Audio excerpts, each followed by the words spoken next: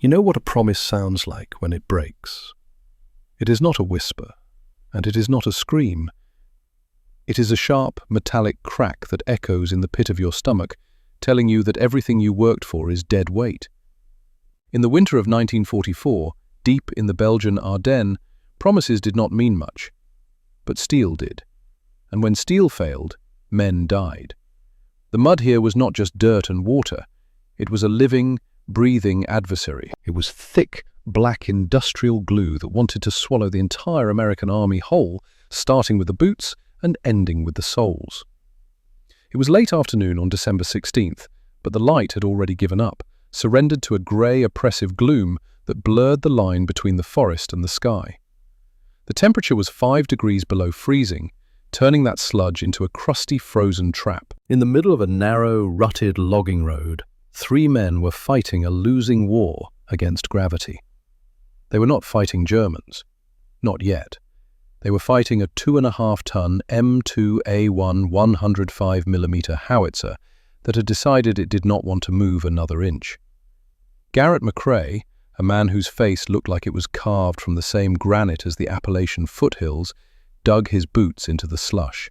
He was not a sergeant in his head, he was a foreman, and this was not a retreat. It was a logistical nightmare on a factory floor that had caught fire. He slammed his shoulder against the cold steel of the gun shield, his breath puffing out in white clouds that vanished instantly in the biting wind. Garrett was 35 years old. His hands were stained with grease that would never wash out, black crescents permanently etched under his fingernails from 15 years working the blast furnaces in Pittsburgh. Heave! Put your backs into it. His voice was a gravel bark honed over years of shouting over industrial machinery. Next to him was Ox Lundgren. They did not call him Ox because of his trade back home, though he had been a butcher in Chicago. They called him Ox because, looking at him, you believed it. The man was a slab of meat and muscle, 48 years old, red-faced and steaming in the cold. He was gripping the trails of the cannon, the heavy steel legs used to tow it, and he was pulling with enough force to uproot a tree. Veins bulged in his neck, thick as garden hoses. Stuck deeper than a tick, Sarge. Behind them, at the wheel of the GMC CCWK truck, Irving Kowalski leaned out. Everyone called him Irv.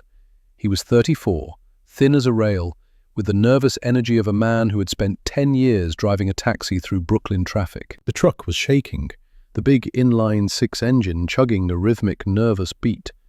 Irv's eyes darted to the tree line, scanning the grey horizon where the sound of thunder was getting rhythmically louder. But it was not thunder.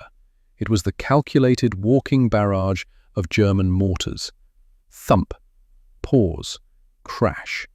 Each explosion was 100 yards closer than the last. Boss. Those mortar rounds are walking right up the driveway, and we are standing on the front porch. Garrett ignored him. In Garrett's world, you did not leave tools behind. This gun was responsible for keeping his squad alive. Without it, they were just targets wearing green wool. One more time, on 3. 1, 2, 3. They threw their entire existence into that push. Ox roared. The massive gun groaned. The mud sucked at the tires, making a wet popping sound. The wheels began to turn. For a second, they had won. Then came the sound. Crack. It was louder than a rifle shot. The left side of the howitzer collapsed instantly, the wheels splaying out at a grotesque angle. The gun carriage slammed down into the mud. The barrel lurched violently, pointing at the sky. The gun was dead. 2 tons of scrap metal anchored to the frozen earth. Garrett stared at the broken axle. His hands that had signed the maintenance log for this gun carriage 3 weeks ago. His hands that had approved it for field use. She's done, Sarge. Irv's face was pale. Axle snapped clean through. Garrett looked at the jagged metal. Then he looked at Ox, gasping for air. He looked at Irv, shivering in the wet snow. A mortar round impacted less than 200 yards away. Get the thermite. We are clocking out. What? You heard me. Spike it. But that is our last gun, Ox protested. If we lose this, we are just infantry. Garrett grabbed Ox by the lapels. Look at that axle. We stay here, the Krauts will be on us in 10 minutes. I can requisition another gun. I cannot requisition another crew. Now, spike the breach. Garrett moved first. He scrambled up the gun shield, pulling a thermite grenade from his webbing. He popped the pin and jammed it into the breach mechanism. Fire in the hole. They scrambled toward the GMC. The mud tried to hold them back one last time. Irv revved the engine, the exhaust pipe belching black smoke. Garrett was the last one on the tailgate. He paused to look back. The thermite grenade ignited with blinding white intensity, melting the firing mechanism, destroying the barrel's rifling. $1 million of American engineering reduced to a roadside marker. Go! Irv dropped the clutch. The 6 wheels spun, finding rock beneath the sludge. The truck lurched forward. The spot where they had been standing 30 seconds ago erupted in a fountain of earth and fire. Shrapnel pinged against the rear tailgate. Inside the truck bed, the men were silent. They were alive, but they felt naked. They were artillerymen with no artillery. Just 3 guys in a truck driving into the dark. Garrett lit a cigarette. His hands were shaking. He looked at the empty space in the truck bed, but the gears in his head were already turning. He was thinking about the truck, about something he had seen back at the depot. The barn smelled of wet hay, oxidized metal, and the acrid, biting scent of ozone. It was a hollowed-out shell of a building on the edge of the American line, half forgotten, but currently serving as the only shelter for Garrett's crew. Outside, the war rumbled on, but inside, the silence was heavy enough to crush a man. Without a gun, an artillery crew is just a group of men waiting to be captured or reassigned to infantry, where the life expectancy was measured in days. They sat around a small kerosene heater, staring at the floor. But Garrett was not sitting. He was pacing. His boots crunched on the straw-covered dirt floor. In the corner of the barn, half covered by a tarp, lay the barrel and breech of a salvaged 105mm howitzer, a donor organ stripped from a wrecked position. It was heavy, cold, and useless without a carriage to tow it. Garrett stopped. He looked at the gun barrel. Then he looked at their GMC truck, the engine ticking as it cooled down. He walked over, running his hand along the steel frame rail underneath the cargo bed. He tapped it with his knuckles. Solid American steel. "Ox, wake up, I need your eyes." Ox looked up, rubbing soot from his face. "What is it, boss?" Garrett pointed at the gun barrel in the corner. "We are putting that on this." The silence shifted from depressed to confused. Irv laughed nervously. "You hit your head? That gun kicks like a mule. You bolt that to the bed and the recoil will tear the transmission out. You will snap the truck's spine." "I know. That is why we do not bolt it to the bed. We bolt it to the frame. But we do not just bolt it, we brace it." Garrett grabbed chalk and crouched down, sketching on the dirt floor. "We reinforce the chassis with I-beams, weld them here and here, turn the ladder frame into a solid block. Then we deal with shock absorption." Ox leaned forward. "How?" "The springs are shot. We do not use springs. We use dead weight. I saw railroad ties at the depot. Oak, 6 inches thick. We line the truck bed with them. That distributes the downward force. Then we pack sandbags between the gun mount and the cabin." Ox stood up, walking to the chalk drawing. He traced the lines with his boot. "You are talking about turning the recoil energy into motion. The whole truck will roll backward when we shoot." "Exactly. It will not break if it moves. Action and reaction. We let the truck take the punch." For a moment, nobody moved. The idea was insane. A court-martial offense to modify government property. Ox cracked a grin. "I will need the acetylene torch, and every scrap of steel we can find." Irv stood up, shaking his head. "This is the United States Army. There are regulations, procedures." Garrett turned to face him. "You are right, and those manuals say we are supposed to have a functioning howitzer, but we do not. The manual does not cover what happens when the equipment fails and the enemy does not stop. So we improvise. And when Captain Morrison finds out, then I will be in Leavenworth. But those boys on the line will have fire support tonight." The barn fell silent. Irv looked at Garrett, at Ox, at the chalk drawing. He thought about his wife in Brooklyn, about the baby she was carrying. He exhaled slowly. "All right, Sarge, but when this blows up, I am blaming you." "Fair enough. Get to work." For the next 6 hours, the barn transformed into a hellscape of industry. Garrett was the surgeon. The blue light of the arc welder flickered like lightning, casting dancing shadows. He was under the truck, showering himself in sparks, fusing steel beams to the chassis, stiffening the backbone until it was rigid enough to hold a bridge. The air inside the barn turned thick with smoke and heat. Garrett's lungs burned with each breath. Ox was the crane. He moved with terrifying energy, hoisting massive oak railroad ties onto his shoulder and slamming them down onto the truck bed. Thud, thud, thud. Each beam added hundreds of pounds of reinforcement. He worked shirtless despite the freezing cold, sweat steaming off his back. Irv stripped the truck. He tore off the passenger seat, the doors, the canvas roof. Weight reduction. He moved with the efficiency of a man who had pulled cabs apart for parts in Brooklyn garages. Then came the moment of truth. Using a chain hoist, they lifted the 105mm barrel, 2,000 pounds of steel swinging slowly in the dim light. They lowered the cannon onto the reinforced bed. The truck suspension groaned and sank 6 inches.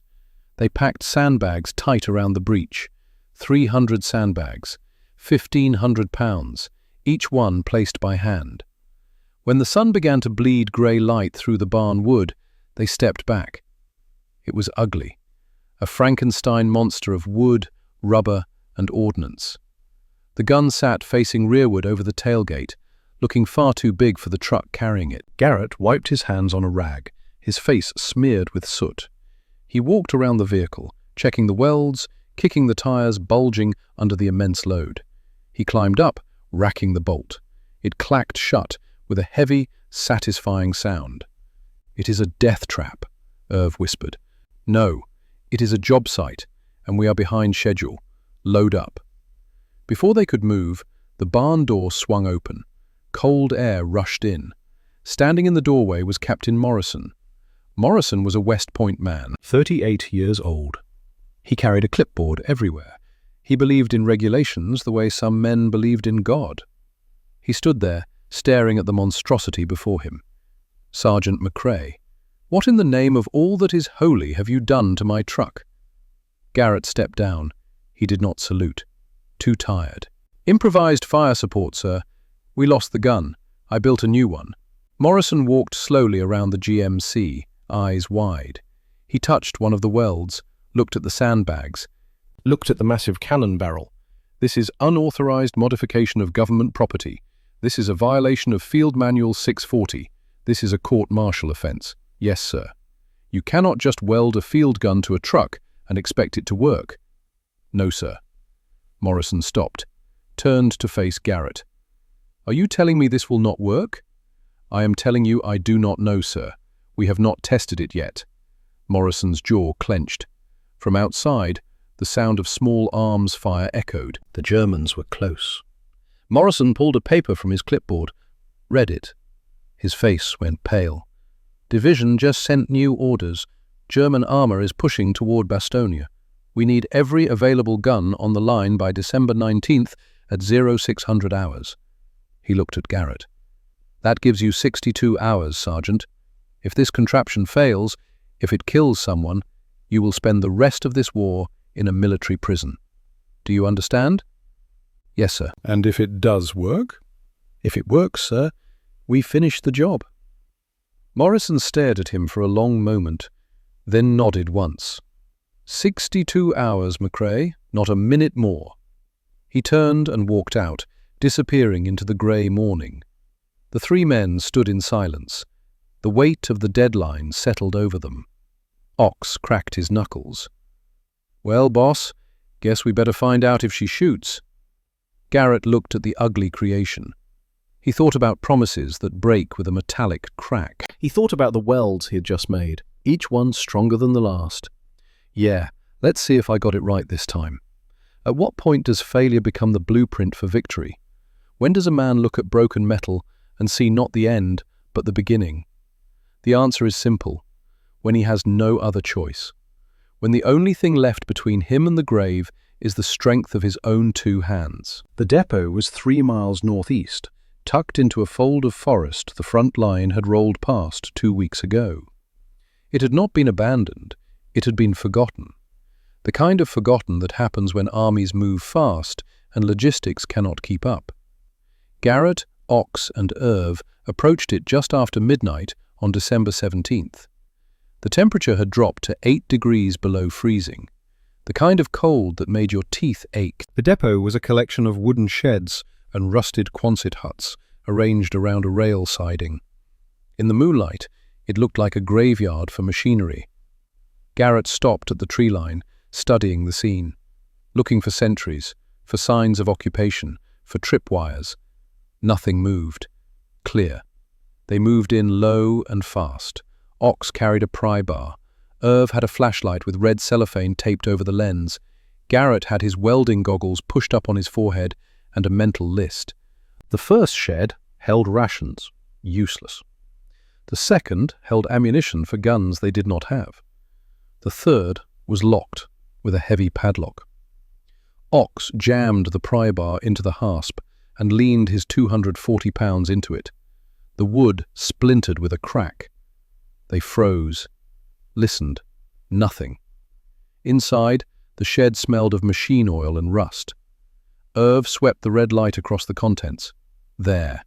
Stacked against the back wall were 6 steel I-beams, each one 8 feet long, 6 inches deep. Construction grade. Each one weighed close to 200 pounds. Ox grunted. He grabbed the first beam, hoisted it onto his shoulder, and walked out. His breath steamed. He looked like a man carrying a steel crucifix. Garrett and Irv found the railroad ties behind the fourth shed, stacked near the rail siding. White oak, 6 inches thick, 8 feet long. Each one weighed over 100 pounds. We need 8. Irv looked at the pile. You know we are stealing from the United States Army, right? Garrett picked up the first tie, grunting under the weight. I will turn myself in after we win the war. They worked in silence for the next hour, ferrying materials back to the barn. Ox made 4 trips, carrying an I-beam each time. Garrett and Irv hauled the railroad ties 2 at a time, their shoulders screaming. By the time first light touched the horizon, they had everything, and they had not been caught. The real work began at dawn on December 17th. Garrett crawled under the GMC with chalk, marking the frame rails where the stress points would be. He had done this before, not with trucks, not with artillery, but in Pittsburgh he had reinforced crane gantries, calculated load distribution, welded structural steel that held tons of molten iron suspended over men's heads. He knew that force did not disappear, it only moved. The recoil from the 105mm would generate roughly 12,000 pounds of backward thrust in a fraction of a second. That energy had to go somewhere. If it went into the frame would crack. If it went into the ground, the truck would flip. But if it went into motion, if the truck was allowed to slide backward, the energy would dissipate over distance. Physics did not care about regulations. Physics was honest. He lit the acetylene torch. The flame hissed to life, a sharp blue cone of heat. He adjusted the oxygen mix until the flame turned white hot, then pulled down his welding goggles. He began to weld. The first I-beam went along the left frame rail, running from front axle to rear. He tacked it in place, then ran a continuous bead, melting the beam into the frame until they became one piece of metal. The weld pool glowed orange, then yellow, then white. Sparks showered onto his chest, burning small holes in his uniform. The smell was overwhelming. Superheated metal, burning flux, the ozone tang of arc lightning. He welded with the patience of a surgeon and the speed of a man who knew the clock was running. Ox fed him steel, held pieces in place while Garrett tacked them, brought water when the torch overheated. He did not speak, just worked, the way a good crew does. Irv prepared the truck bed. He laid down the railroad ties in a tight grid, fitting them like puzzle pieces. Then he began filling sandbags. Scoop, tie, stack. His hands moved in a trance. By 3 in the afternoon on December 17th, the frame was reinforced. 12 separate welds, each one inspected, each one true. Garrett crawled out from under the truck. His face was black with soot. His hands were raw. He stood slowly, his back protesting. Now comes the hard part. Using the chain hoist, they lifted the 105mm barrel again. It swung slowly. They lowered it onto the bed, centering it over the reinforced frame. Garrett bolted it down, not to the wooden bed, but directly to the steel beams underneath. 8 bolts, each one torqued down until the wrench would not turn anymore. Then he stepped back and looked at it with a welder's eye. The gun sat too high. The center of gravity was wrong. When it fired, the moment of force would try to flip the truck forward. He needed more weight in front. They filled the engine compartment with sandbags, jamming them around the radiator, the firewall, anywhere there was space. They hung more sandbags on the front bumper. The front suspension sagged. It was 4 in the afternoon when they finished. They had been working for 16 hours straight. They had not eaten, had not slept. Time to see if she shoots. They drove the iron mule to an empty field a half-mile from the barn. The truck moved slowly, groaning under the weight. The suspension was completely compressed. Every bump felt like the frame might crack. Irv parked it facing an abandoned stone farmhouse 600 yards away. He put the transmission in neutral. He did not set the brake. Garrett loaded a shell, not a full charge, half a powder bag, enough to test the concept without destroying everything if it failed. He stood at the back, his hand on the lanyard. Ox and Irv stood 20 feet away.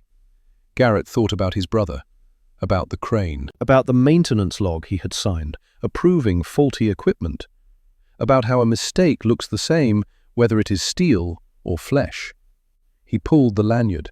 The sound was not just loud, it was a physical force, a concussion that hit you in the chest. The muzzle blast kicked up a cloud of dirt and snow that blinded them. But it was the movement that terrified. The entire truck was thrown backward. The front wheels lifted off the ground, rising 2 feet into the air. For a heart-stopping moment, the truck hung there, balanced on the rear axle. Then it came down. Not gently, it slammed down with a crash. There was a sound like a rifle shot, metal screaming. Then, silence. The truck had rolled backward 12 feet. The front end had fallen so hard that both front tires had blown out, and underneath, where Garrett had welded the frame, a crack had opened, a jagged line running from the first weld point to the third. Garrett stood in the smoke, staring at the crack. "I welded it wrong." His voice was hollow, just like the crane. He walked away from the truck, away from Ox, away from Irv. He walked to the edge of the field and stood there, alone. The farmhouse they had aimed at was untouched. The shell had gone wide by 50 yards. Ox walked over. He stood next to Garrett but did not speak, just stood there, solid as an oak. "It is not the same, boss." "What?" "Your brother, that crane." "That was not your fault. I signed the inspection log. You signed what the maintenance crew told you to sign. You did not build the crane. You trusted men to do their jobs. That is not a crime." Garrett was silent. The wind cut across the field. "And this?" He gestured at the broken truck. Ox looked at the iron mule. "This is different, because this time you know where you failed. You know what is wrong. You can fix it." Garrett turned to look at him. "The frame is cracked. The welds failed." "The welds did not fail, boss. Look at them." Ox walked back to the truck and pointed. "Your welds are solid, every single one. What failed was the frame itself. You put all the reinforcement on the outside of the rails. When the force hit, it compressed the frame from the inside. You need to weld on both sides, inside and outside. Make it a box." Garrett walked over. He looked at the crack. Ox was right. The welds had held. It was the unreinforced section between them that had buckled. He ran his hand along the frame rail, thinking, calculating, inside and outside. 12 points becomes 24. We do not have enough I-beam. Use angle iron. Use channel steel. The principle is the same. Make it a box. Trap the force. Garrett looked at Ox, really looked at him. This giant who understood structural engineering. "Where did you learn this?"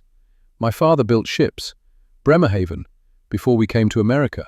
He used to say, a hull is just a box that refuses to let the ocean in." Garrett allowed himself a small smile. Your father was a smart man. He was a drunk, but he was a smart drunk. They worked through the night of December 17th into the morning of December 18th. Garrett cut the cracked section out and replaced it with 2 pieces of channel steel, welded inside and outside the rails. Then he added gussets, triangular pieces that distributed the force across multiple points. He welded slower this time, more carefully. Each bead was inspected before he moved on. He was not building for speed, he was building for certainty. Irv scrounged new tires from another truck. Ox rebuilt the sandbag arrangement, adding more weight to the front and sides. By dawn on December 18th, they were ready to try again. This time, Garrett loaded a full charge, a complete powder bag. If it was going to fail, he wanted to know now. He stood at the lanyard. His hand was steady. He pulled. The roar was apocalyptic. The smoke was blinding. The truck leaped backward like a living thing, rolling 8 feet before it stopped. But it did not flip. The tires did not blow. And when the smoke cleared, Garrett dropped to his knees and looked underneath. The welds had held. Not a crack, not a fracture. Solid. 600 yards away, the stone farmhouse had a new hole in it, dead center. The shell had punched through 2 feet of stone and exploded inside. Garrett stood slowly. He looked at Ox, at Irv. Ox walked over and put a massive hand on Garrett's shoulder. "You did it, boss." "We did it," Garrett corrected. He looked at the iron mule sitting there in the snow. Ugly, brutal, functional. She works. Captain Morrison arrived at noon. He had heard the explosions from 3 miles away. He stood in the field, staring at the truck with the massive gun. He looked at the farmhouse with the hole in it. He looked at the 3 men covered in grease and exhaustion. "Does it work?" "Yes, sir." Morrison walked around the vehicle. He kicked the tires. He looked at the welds. He climbed into the back and examined the gun mounting. "This is the ugliest thing I have ever seen, Sergeant McRae." "Yes, sir. It is also the most beautiful." Morrison climbed down. "I am naming it officially, the Iron Mule.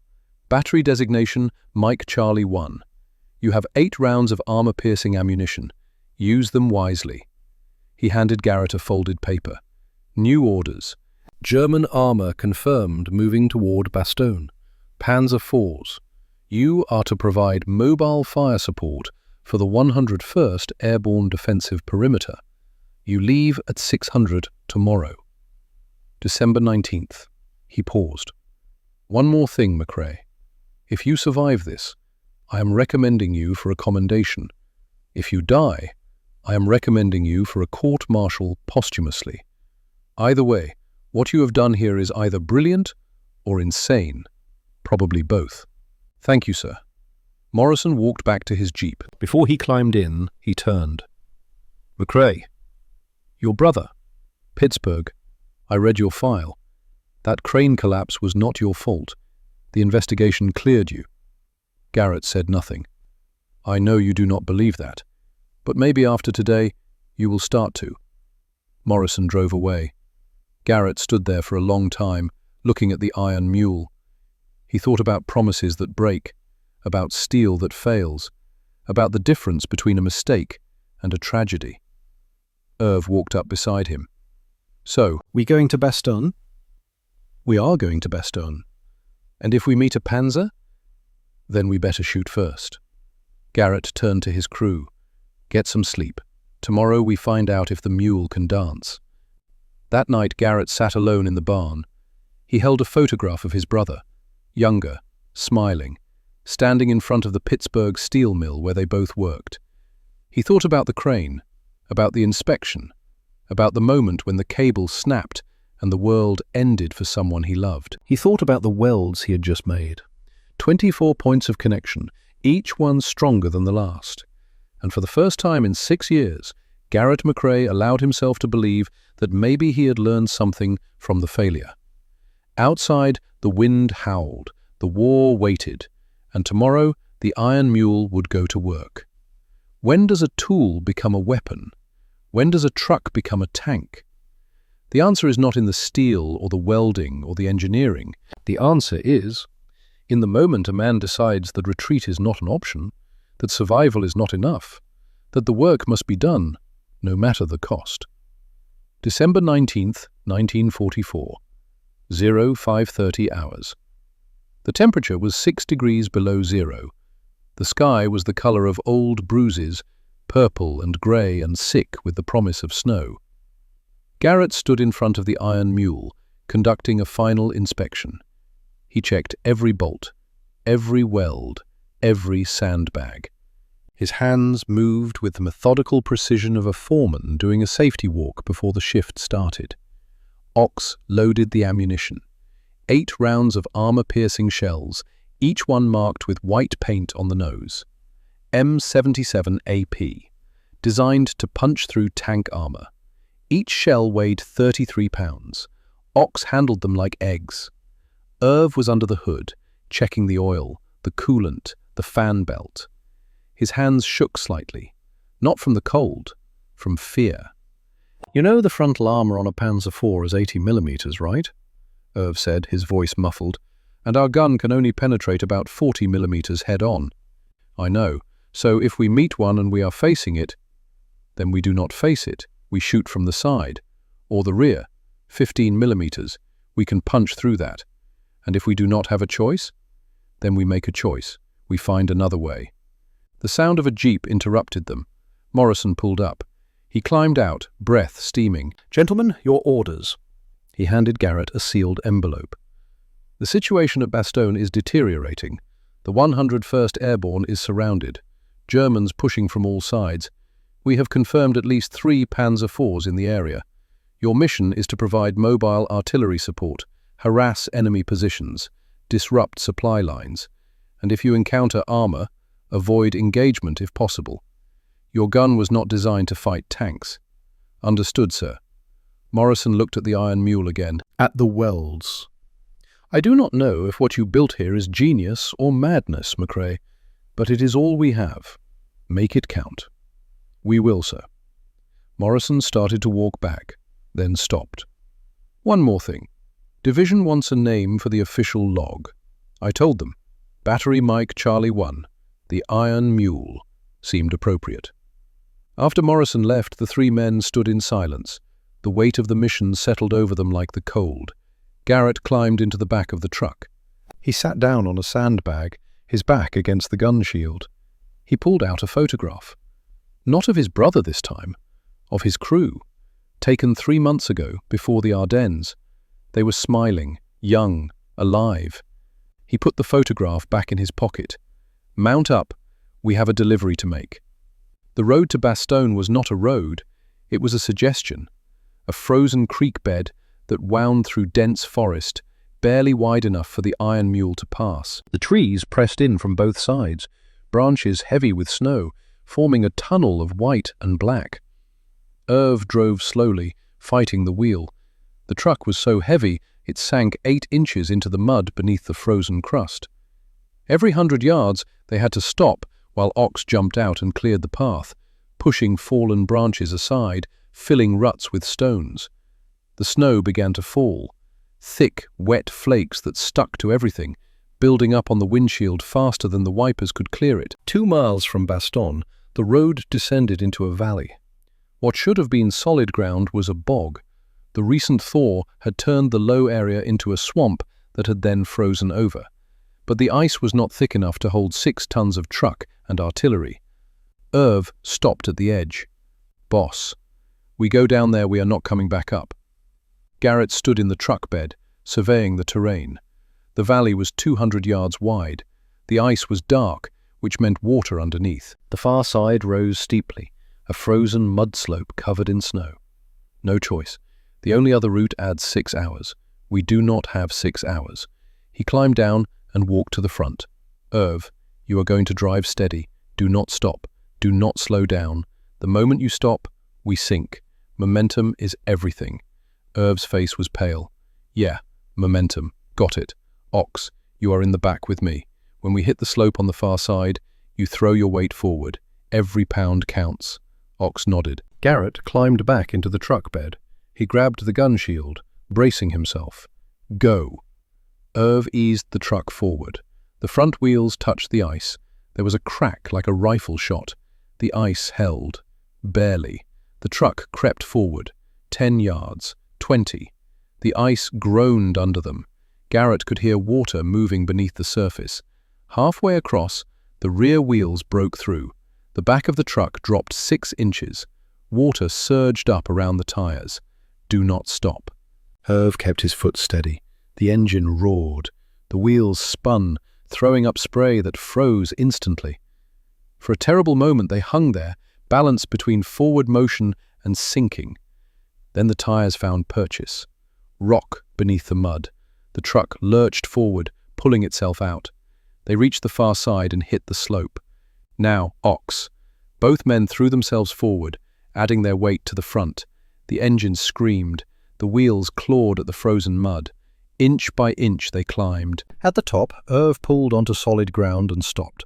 He was shaking so badly he could barely hold the wheel. Never again. Never doing that again. Garrett looked back at the valley. Their tracks were already filling with water. Let's hope you do not have to. They were a mile from Bastogne when Irv saw it, a German roadblock. SDKF Z251 half-track, MG42 machine gun, 6 soldiers huddled around a fire. Boss, we cannot go around. The bog is behind us. The forest is too thick on the sides. Garrett looked at the roadblock, looked at the iron mule. The gun pointed backward. They could not shoot forward. Unless... Irv, stop the truck. Point it away from them. What? Point the tailgate at them. We shoot backward. They will shoot us while we turn around. Then turn fast. Irv spun the wheel. The truck skidded in a half-circle, spraying snow.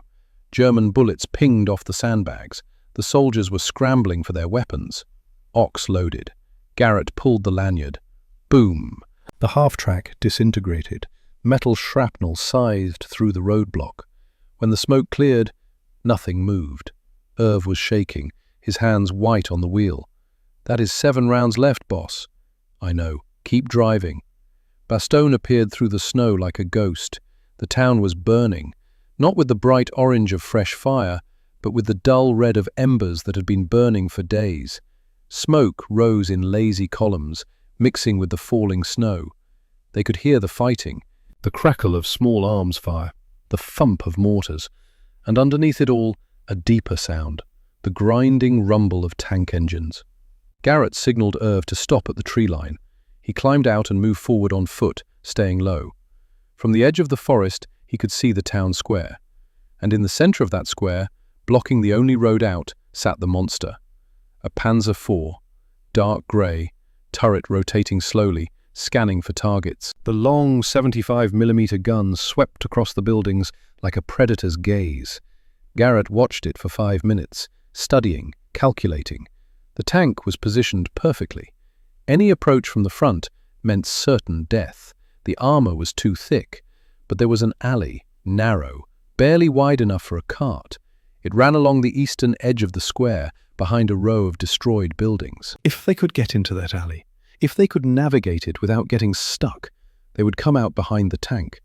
And the rear armor was only 15mm, a big if. He returned to the truck.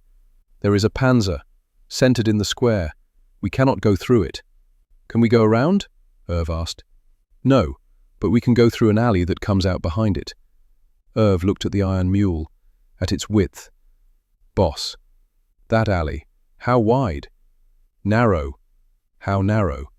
We are going to lose the mirrors. We are going to lose more than the mirrors. We get stuck in there, we are dead. That tank will turn around and fire down the alley, and we will be trapped. I know. Then why are we doing this? Because 200 men are trapped in this town. Because they need us. Because this is the work. Garrett climbed into the driver's seat. It surprised both Ox and Irv. Boss? I am driving this one. Irv, you are on the gun. If we make it behind that tank, you pull the lanyard. Do not wait for my order. Do not hesitate. You see the engine grating, you fire. Understood? Irv swallowed hard. Understood. Ox, you load, fast as you have ever loaded. Ox climbed into the truck bed, positioning himself next to the ammunition rack. Ready, boss. Garrett started the engine. It coughed once, then caught. He could feel the vibration through the steering wheel, could smell the diesel exhaust. He thought about his brother, about the crane, about promises that break and welds that hold. He put the truck in gear. Here comes the payday. The iron mule rolled forward, picking up speed. Garrett aimed for the mouth of the alley. It looked impossibly narrow. They hit the entrance at 15 miles per hour. The side mirrors exploded instantly, ripped off by brick walls on both sides. The metal fenders screamed as they scraped stone. Sparks flew. The sound was deafening. Garrett fought the wheel. The alley was not straight. It curved slightly to the left. He had to correct constantly, feeling the truck scrape first one wall, then the other. The gun barrel behind him was dragging along the right wall, gouging deep furrows in the brick. "Left! Left!" Ox shouted from the back. Garrett yanked the wheel. The front end cleared a pile of rubble by inches. The radiator began to steam. The constant scraping had torn a hole in it. Hot coolant sprayed onto the engine block, creating a white fog that poured into the cab. "Keep going!" Garrett could not see more than 10 feet ahead. He was driving by feel, by sound, by prayer. And then they were through. The iron mule burst out of the alley like a cork from a bottle, skidding sideways into the square. They were behind the Panzer, 25 yards away, close enough to see the exhaust pipes, close enough to see the commander's hatch starting to rotate. "Fire!" Ox slammed the armor-piercing shell into the breech. The heavy block closed with a metallic clang. Irv grabbed the lanyard. Inside the Panzer, Captain Erich Steiner heard the sound behind him. Impossible. Nothing could have gotten behind them. The alley was too narrow. But the sound was real. He spun in his seat, looking through the periscope. What he saw made no sense. A truck, an American cargo truck, with a field gun mounted on the back, pointed directly at him. He reached for the turret controls, started to traverse. The electric motor hummed. The turret began to turn. Slowly, too slowly. Unmöglich. The word died in his throat. Irv pulled the lanyard. The world split in half. The armor-piercing shell left the barrel at 1,800 feet per second. At 25 yards, it had barely begun to drop. It hit the Panzer's engine grating dead center, punching through the thin armor like tissue paper. Inside the tank, the shell did not explode immediately. It penetrated the engine compartment first, shredding the massive Maybach engine, igniting fuel lines, turning the rear of the tank into an inferno. Then, it exploded. The force of the detonation blew the engine deck completely off. A pillar of white flame shot 30 feet into the air. The ammunition stored in the rear cooked off, secondary explosions ripping through the hull. But the Panzer's gun was still turning, still traversing. The barrel was almost pointing at the iron mule when the internal fire reached the main ammunition storage. The tank came apart from the inside. The turret lifted off the hull, spinning slowly in the air before crashing down 20 feet away. The hull split along the welds, spilling burning fuel and molten metal onto the cobblestones. Garrett sat frozen in the driver's seat, staring at the burning wreck. His hands were locked on the steering wheel. His ears were ringing so badly he could not hear anything except a high-pitched whine. Slowly he became aware of movement. Ox was climbing out of the truck bed. Irv was sitting on the running board, his head between his knees. Garrett tried to open the door. His hands would not work. Ox appeared at the window. He reached in, pulled the door handle, and helped Garrett out. Garrett's legs almost gave out. Ox caught him. "Easy, boss, easy." They stood there in the falling snow, watching the Panzer burn. The heat was intense, even from 25 yards away. From the buildings around the square, American soldiers began to emerge. Paratroopers from the 101st. They looked like ghosts, thin, exhausted. They stared at the burning tank, at the ugly truck with the massive gun, at the 3 men who had appeared from nowhere and killed a dragon. A jeep pulled up. A colonel climbed out. He walked over to Garrett. "Who are you?" "Artillery. Mobile support. Battery Mike Charlie 1. The colonel looked at the iron mule, at the welds, at the sandbags, at the gun barrel still smoking. "This is the ugliest thing I have ever seen, Sergeant." Garrett managed a weak smile. "Yes, sir, but she does good work." The colonel walked around the truck. He stopped at the back, looking at the gun mounting. "How many rounds do you have left?" 6, sir." The colonel nodded slowly. "We have 2 more Panzers somewhere in the town. If you can find them—" "We will find them, sir." "No, you will not." The colonel's voice was firm. "Look at your truck, Sergeant. Your radiator is destroyed. Your frame is cracked. You have lost both side mirrors and half your fender. You made your delivery. You killed a tank that was killing my men. The shift is over. Stand down." Garrett looked at the iron mule. The colonel was right. Steam poured from the engine. The frame had a visible crack along the left rail. "Yes, sir." "Good. Get your men to the aid station. Get them warm. Get them fed." The colonel started to walk away, then turned back. "What did you call it?" "The iron mule, sir." The colonel smiled. Not a happy smile. The smile of a man who understood what desperation looked like when it got its hands on a welding torch. Appropriate. That night, they sat in a basement command post, wrapped in blankets, drinking coffee that tasted like motor oil. Around them, paratroopers came and went, carrying ammunition, reports, wounded men. The 3 men sat together, not speaking. The adrenaline had drained away, leaving only exhaustion.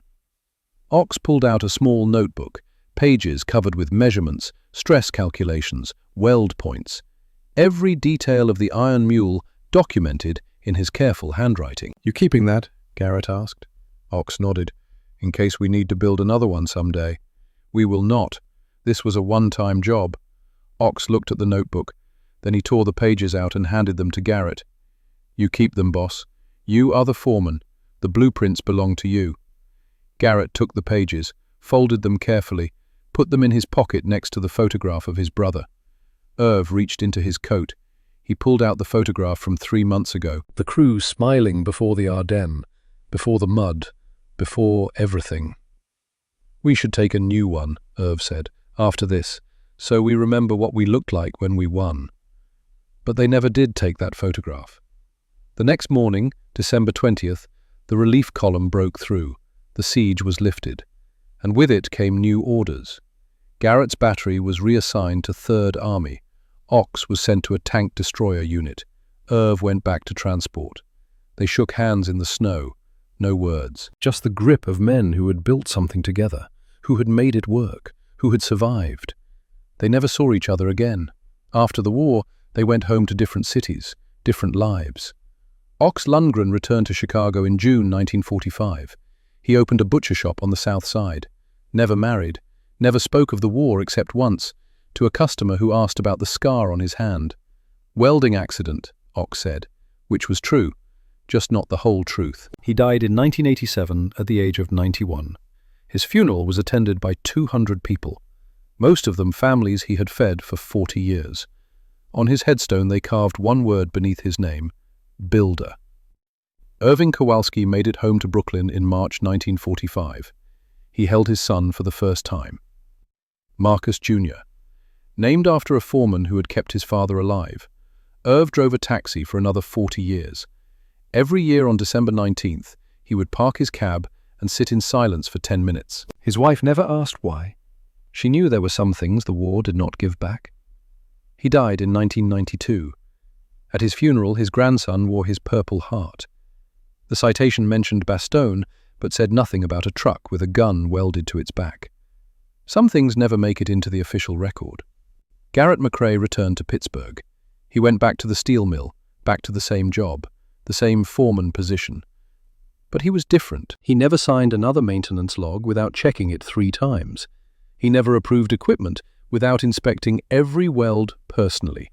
And when young workers asked him why he was so careful, he would say, "Because a signature is a promise, and promises should not break."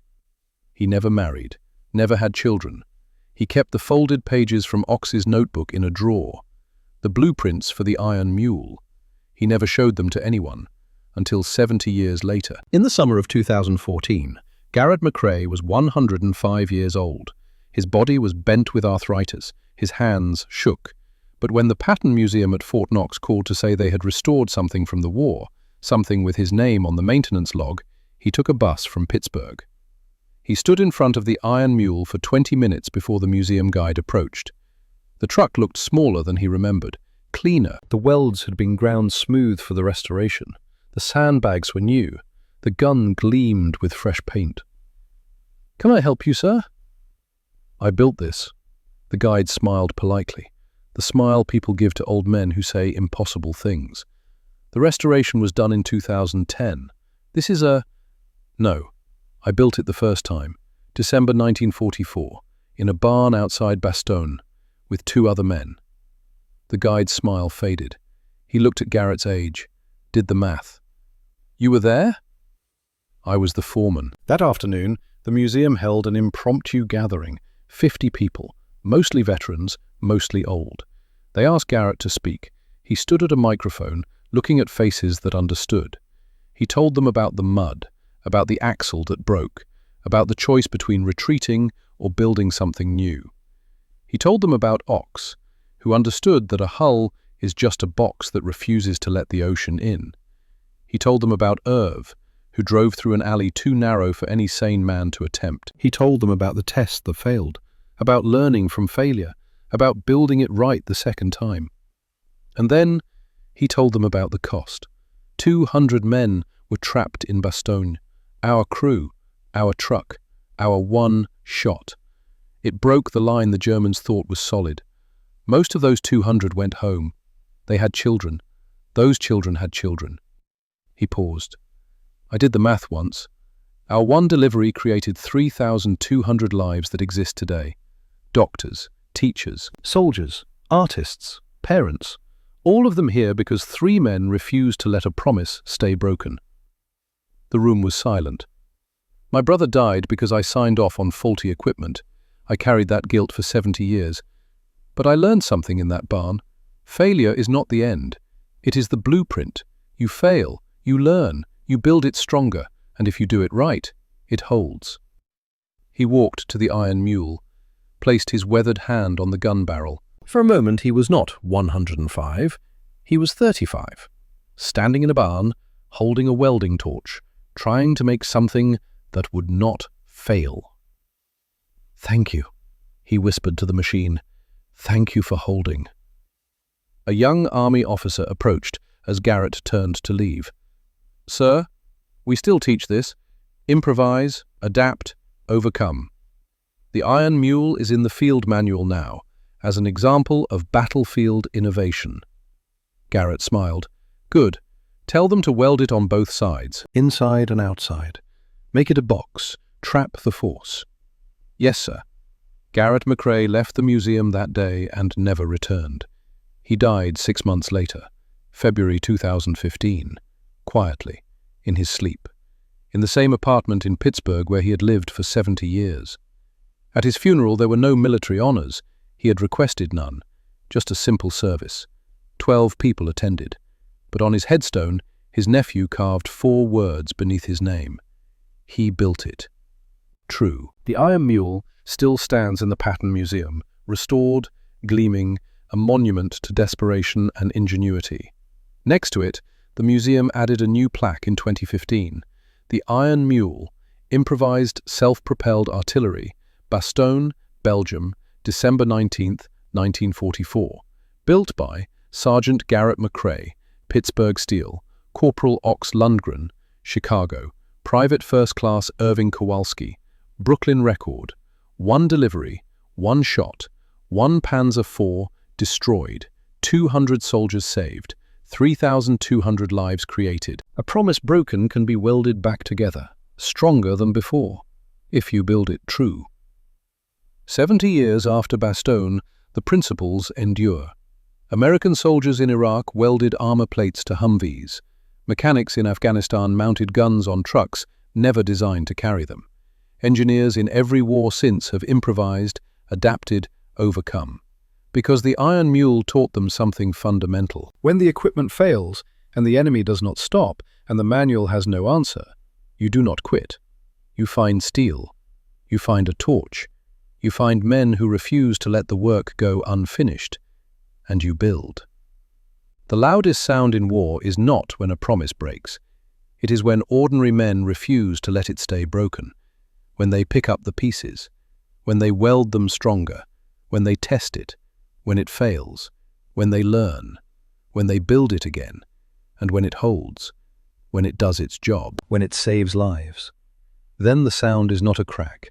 It is the quiet metallic click of a breach closing, the sound of work done right, the sound of 3 men finishing the hardest shift of their lives, knowing the job is complete, knowing it held. The end.